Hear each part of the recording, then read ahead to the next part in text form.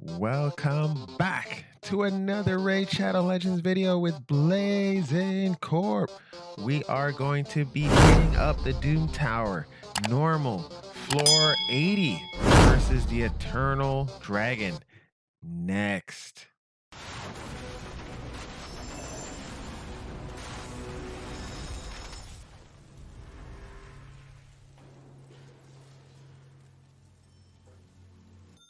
We are here with the Eternal Dragon. We have a interesting team put together today. Here, 2 epics, 3 legendaries. Here we've got our normal lead here in all and pretty much all our Doom Tower battles. Here under Priest Ragni, we got Ninja in here as our free-to-play champion. Here we've got Bad Owl. We've got Melga, Steel Girdle, and Doompriest. Let's take a look at the stats.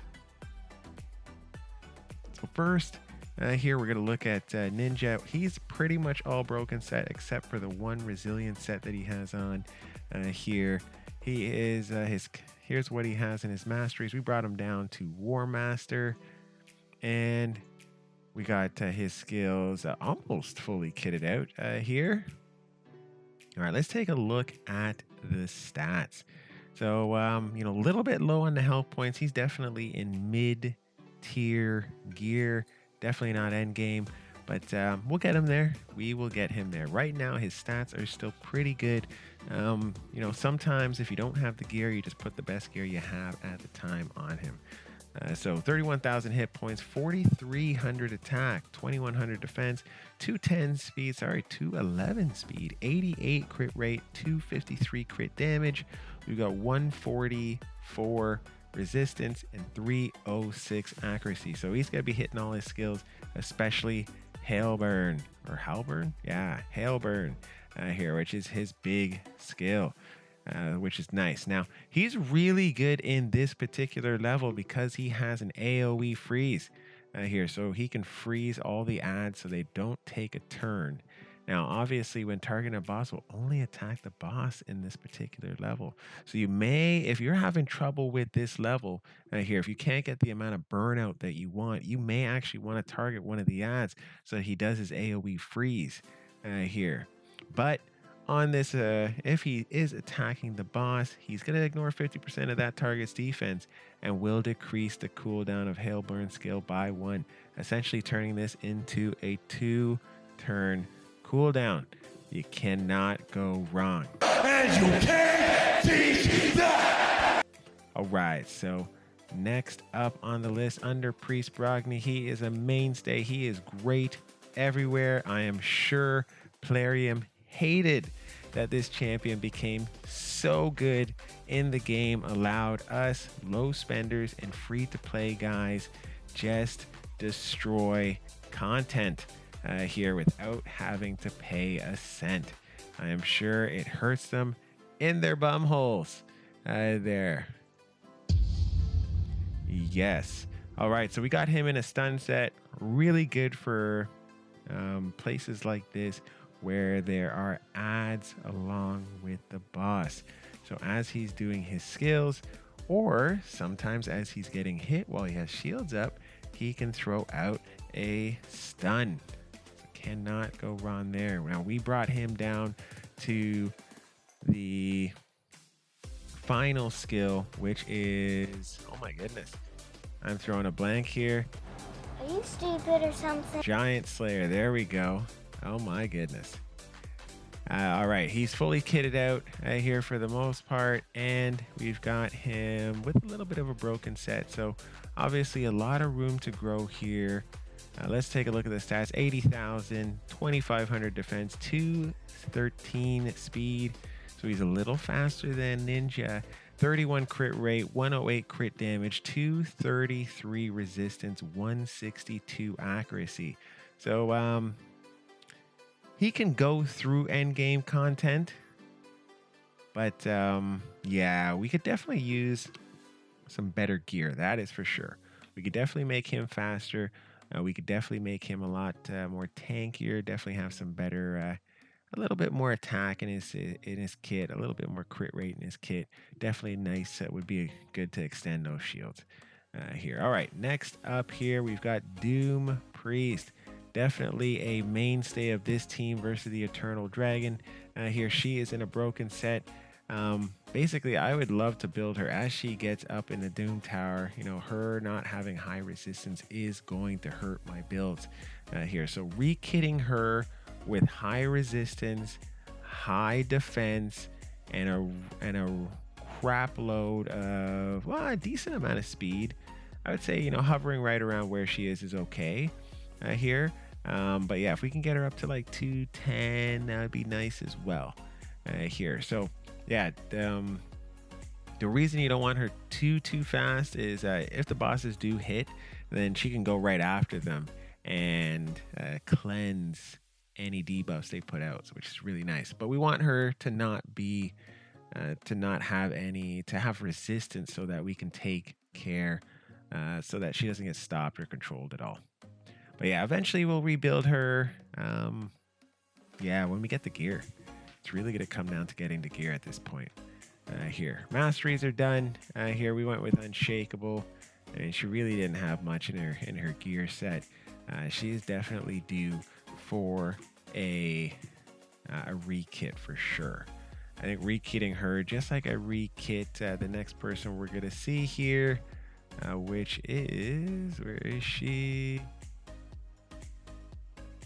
Melga Steel Girdle here. So just like we re-kit Melga to have a ridiculous amount of defense, health, speed, and resistance, we want to kind of build Doompriest exactly the same way we have Melga Steel Girdle, because it would actually greatly increase our chances of finishing hard Doom Tower here. So you take this template that we have here, and as you get better gear, you put on better resistance artifacts on people who you need to have that resistance on, right? Especially when they don't need accuracy, you can just focus all on one thing, right? So definitely not a bad way to go. All right, so as for her skill, she's fully maxed out with the ridiculous amount of books that she costs, and we went with Unshakable, so she can get over 360 and she can pretty much not be touched, right? So kind of one of the best champions there is right now on my team. She is fantastic here, okay? You cannot go wrong with her at all, right? So kind of is what it is. She is, after getting re-kitted, she definitely opened up a new avenue to get her into a lot of content here, and I really like the way that she's kitted and the way that she's working within my team. I believe I missed somebody here. Who am I missing? Bad El Khazar. So you can see here, we've seen him quite a number of times. He's literally one of the best champions in this game here, in my humble opinion. Okay?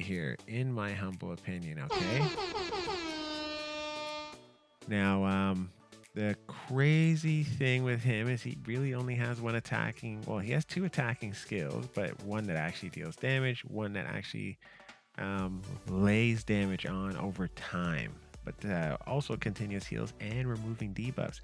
So, you know, that's the reason we're bringing him into this particular level, because we do have blocking cooldowns and whatnot coming from him here. So that's definitely something we're going to need to worry about over the long run. All right, so we've looked at everybody. This team is nicely put together for the synergy that they bring against this particular boss here. Let's take a look. All right, so main thing with this team is going to be blocking debuffs, getting our shields out so we can reflect any damage that comes our way, and basically leaving it up to Ninja to blast damage everyone into the ground. All right, blast damage them into the ground. He is amazing versus bosses. You cannot go wrong having Ninja on your team for a lot of the Doom Tower content here, especially if you build him right.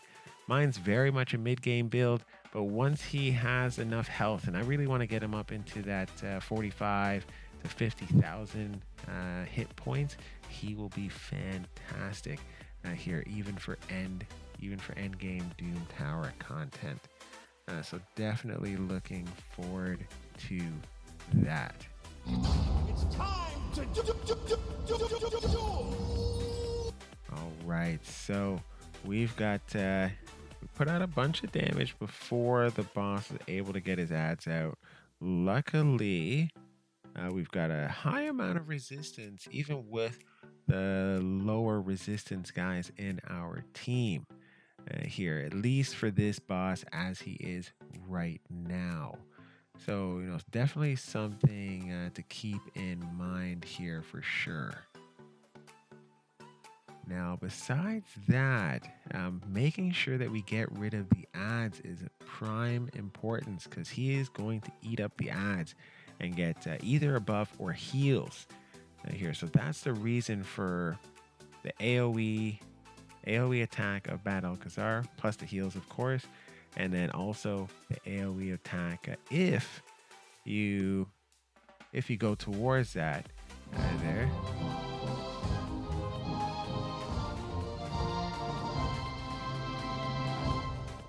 Great job, team. It was never in doubt here.